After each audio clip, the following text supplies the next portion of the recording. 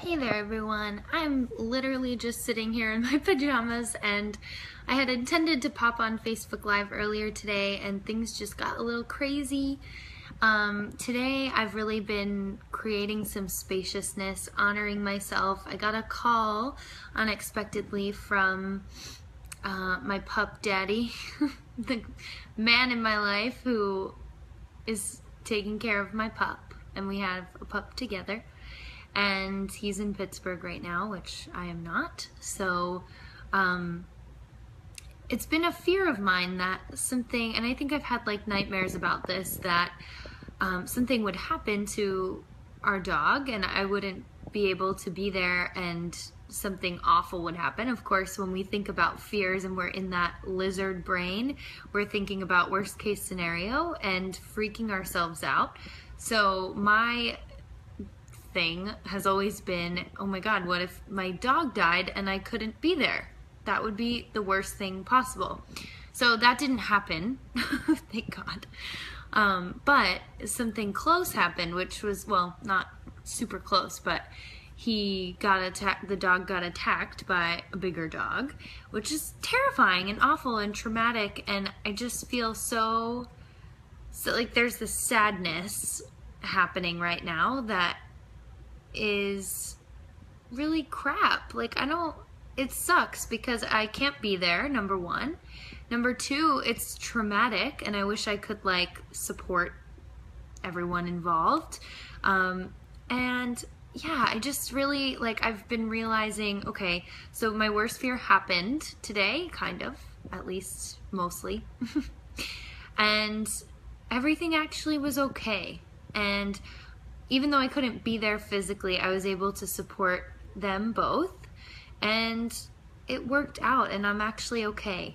And so I feel like the lesson here is that sometimes I don't usually think about things this way, but sometimes when we have a worst case scenario in mind, and then it might happen, right? We have to get real with the possibility that it could happen if we're choosing something else, right? So for me, for example, this is a super vulnerable share, but you know, I chose to leave Pittsburgh and move to Charleston and really like make this dream a reality and honor myself and stay devoted to my dreams. And I just knew I had to come here.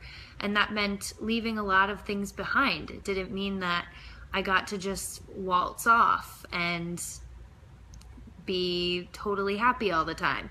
And I think that's really important to share with you, because I know how often I hear people say like, oh, you're so inspiring and da da da. And I just want to reiterate that, like, my life is not always perfect, and in fact it gets really messy, and that's part of the growth and transformation that you go through when you're creating something new. There's always destruction coupled with creation. You have to clear out and let go of so much stuff in order to clear the space to call in new things.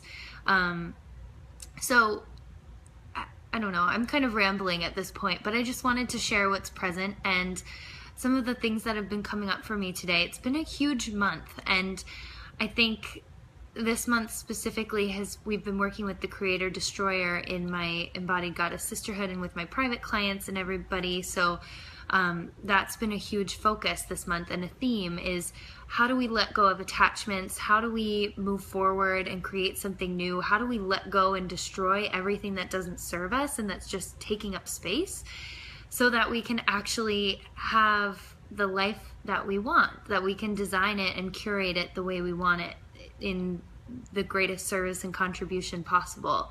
And it's just really interesting today to be in this space and to have like had the thing that I've been fearing almost happen, and know that even if it did, it's okay, and like life would go on, right? It's not going to end everything. So if you're thinking, you know, just thinking about your worst case scenario right now, what is it? And how do you get okay with it? Like, how do you get okay with the fact that it could happen, and know and trust yourself that you're going to be fine even if it does, and that you can still move on, and you can still move forward, and you can still be happy, and you can still feel the way you want to feel. And you know, part of my big thing this year, my intention, I guess you could say, was to find a place that felt like my soul home. And I wasn't sure when that was going to happen. I actually, when I was working with a coach last December, I kind of was putting that part of my intention on the back burner more than the other things. And I realized that, you know, the opportunity presented itself. I had to move here. There was no question about that in my mind or heart. And I did it. And it was hard. I had to let go of a lot. I had to release a lot. And a lot of things I kind of ran away from. I didn't really deal with them at the time. And there were a lot of like cliffhangers. And I didn't do it perfectly. And it wasn't fun in the whole process. Being here is fun, but the things that you go through in order to create change in your life and transformation and to up level are not always fun and beautiful and perfect and shiny. They are very difficult, and not everyone is willing to do that. So I just want to encourage and reiterate today that if you want something, you can get it. You can have it. You can do whatever it takes to make it happen. If it's aligned with your soul and it's meant to be, it will happen. And it's so interesting because, of course, to do that, you have to let go of a lot of things. You have to let go of the things that were in that place before and clear it out so that something else can come in. And it's just such a simple concept, but it's so profound at the same time because we forget about the destruction piece and the pain that we might have to go through and the fact that we're going to do whatever it takes to make it happen. And there's always going to be pain. I think this came up in our guest goddess call last night with Ginny Muir, and it was just such a beautiful reminder that in order to create transformation and destruction, there's going to be pain. That's inevitable, but that suffering and holding on to the attachment is actually optional, right? So the destruction is sometimes painful, probably usually painful, 99% of the time, but what creates suffering is different. So when we hold on to the attachment that we thought made us who we were at the time, and our ego says this is who I am, and I can't live without it, that's courageous, really freaking courageous. And I love it because I see women around me all the time doing these huge things. I see my clients like leaving jobs and starting new jobs or starting a business and trusting themselves and going big and not staying small anymore and protesting at the DNC and like doing these incredibly courageous things.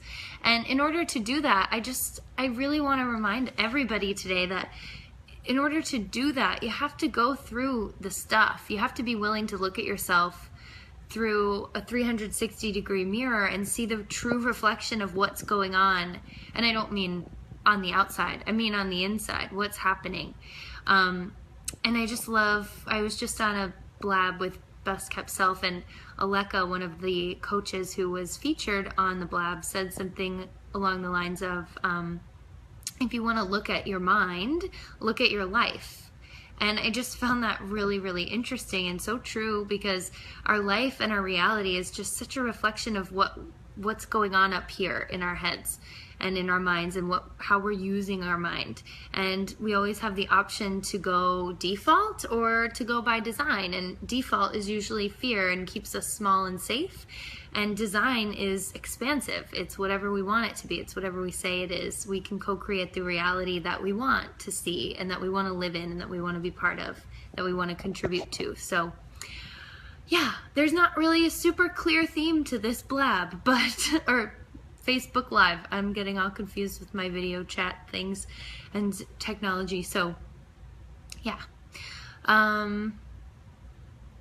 that's about it. I'm a little scattered right now, to be honest. I just wanted to hop on here and share a little bit with you and kind of show up in the messiness and feminine leadership as well. Ginny reminded me of this yesterday on our call, is being willing to show up real and authentic and vulnerable and in our messiness and show that it's not perfect, and to show that, you know, you might see the curated version of my life on Instagram or Facebook or whatever, but it's not all sunshine and rainbows and flower crowns. It's also deep freaking inner work and hard stuff and crazy things, especially this month. I feel like I've been having like a universal smackdown of sorts. Just being presented with so many lessons and growth opportunities and trying to make sense of it, and just really trusting and sort of getting a little bit angry at the divine for presenting me with all of this at the same time.